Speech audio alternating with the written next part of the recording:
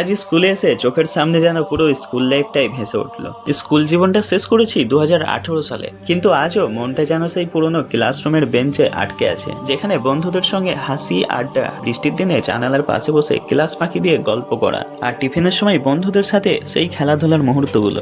এই ছোট ছোট মুহূর্তগুলোই আজ বড্ড বেশি মনে পড়ছে। সেই ব্ল্যাকবোর্ড, সেই চক, সেই ঘন্টা বাজার আওয়াজ, সব যেন আজও কানে বাজে। মনে পড়ে সেই স্যার যিনি একটু রাগী ছিলেন, যার ভয়ে যেন পুরো স্কুল কাঁপতো।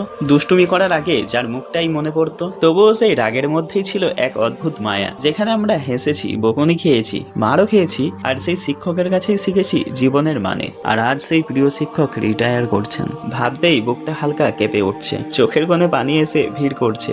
যিনি প্রতিদিন ক্লাসে ঢুকে বলতেন, চলো আজ কিছু নতুন শেখা যাক। যিনি শাসন করতেন একদম নিজের সন্তানের মতো, অন্যায় করলে কখনো ছাড় দিতেন না, তবুও সেই শাসনের ভেতরেই ছিল ভালোবাসা, ছিল মানুষ বানানোর অদম্য চেষ্টা। স্কুলে থাকতে হয়তো আমরা বুঝিনি সেই শাসনের মূল্য।